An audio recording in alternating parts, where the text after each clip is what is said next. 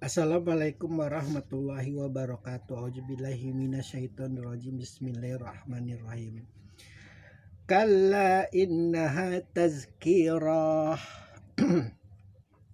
Sekali-sekali jangan begitu. Sesungguhnya dalam kurung ajaran Allah itu merupakan peringatan. Mungkin saja dengan engkau menyampaikan tentang hari kiamat kepada orang buta itu, dia yang begitu takut kepada Allah akan menjadi peringatan bagi dia untuk berbuat lebih baik lagi ke depannya.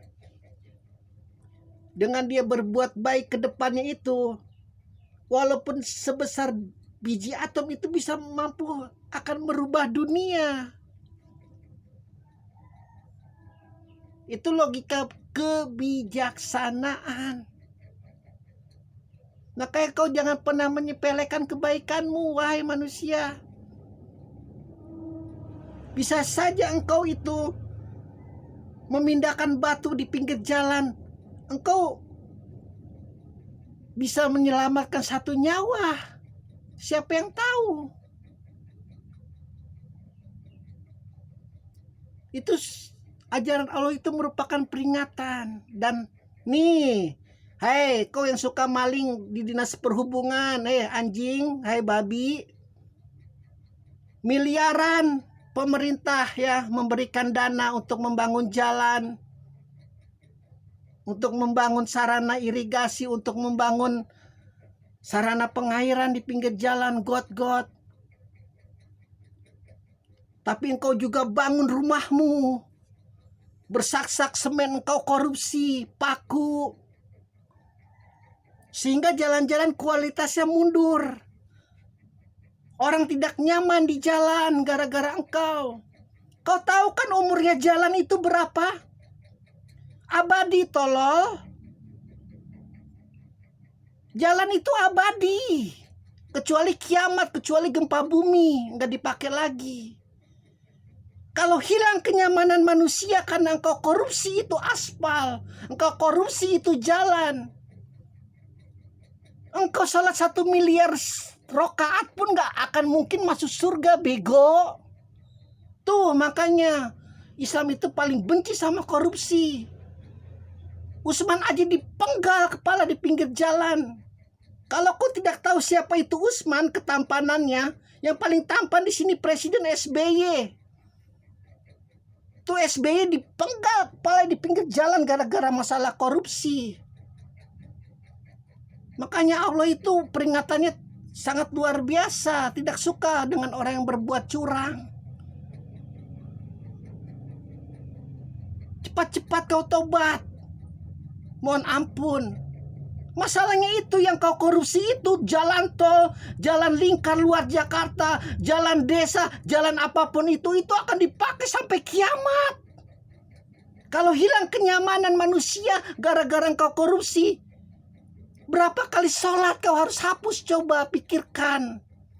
Jangan hanya karena engkau membayangkan senggamamu enak di rumah dengan istrimu, engkau bercengkrama dengan anak-anakmu di kamar-kamar yang penuh dengan AC, engkau halalkan segala cara termasuk engkau makan itu duit aspal.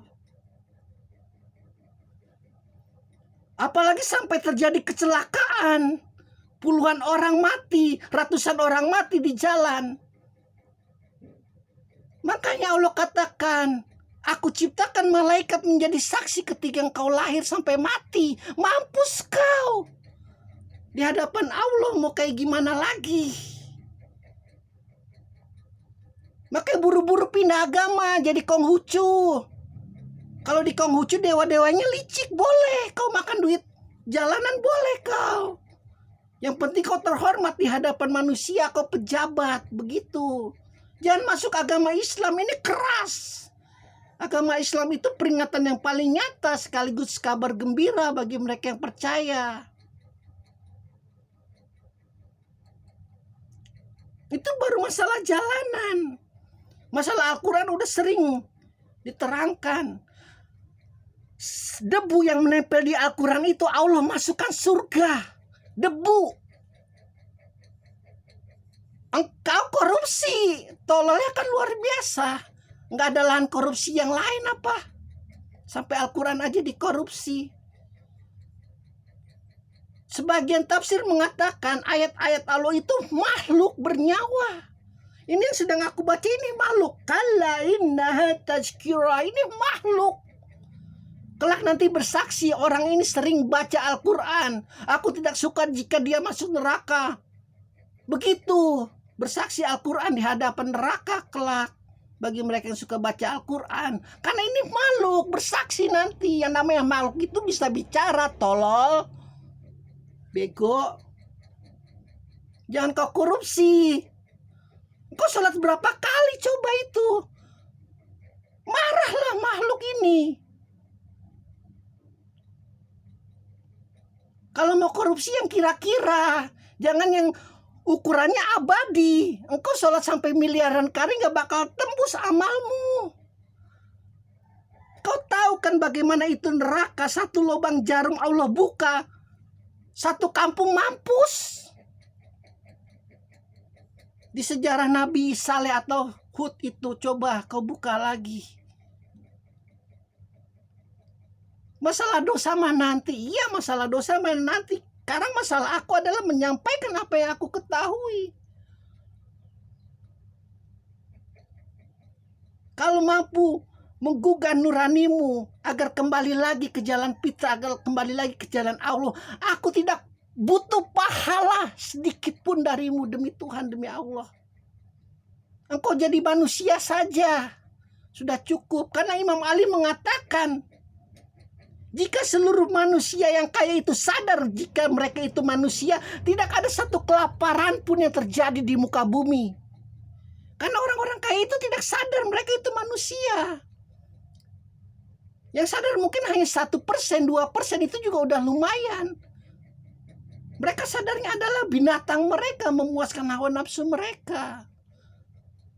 Dan sekali lagi, Islam tidak alergi sama orang kaya. Abu Bakar kayanya luar biasa. Abdul Muthalib mati, Abu Thalib mati, Khadijah mati, pelindung tiga itu Nabi yang melindungi Nabi di belakang mati. Tinggal Abu Bakar sahabat yang paling kaya. Ayo kita hijrah Muhammad. Kau sudah tidak memiliki pelindung lagi di sini. Kau akan terhina terus. Dikeluarkan seluruh hartanya. Tidak peduli lagi. Bahkan anaknya yang masih kecil aja sudah dijodohkan kepada Muhammad. Makam penghamba. Bahkan kalau perlu Muhammad katakan, hai Abu Bakar, kau terjun ke jurang, pasti dia terjun saking cintanya kepada Muhammad. Yang Syiah juga, hati-hati. Mungkin kau kesal karena Abu Bakar mengambil hak Khalifah Ali. Tapi dia juga punya logika. Dia tuh ahli juga strategi. Mata-matanya tersebar di mana-mana karena orang kaya, tolol. Bisa biayain orang untuk jadi mata-mata di kafir Quraisy. Pembesar-pembesar kafir Quraisy itu senang luar biasa. Ketika Muhammad sudah tidak memiliki pelindung. Apalagi ketika Muhammadnya mati. Kita habisi keluarganya. Ali itu apalagi yang paling banyak membunuh kafir Quraisy, pembesar-pembesarnya. Berapapun biayanya tidak peduli. Itu sampai ke telinga Abu Bakar.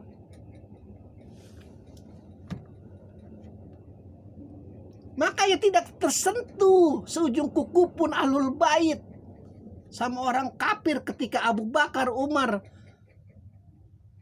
dan Utsman menjadi khalifah.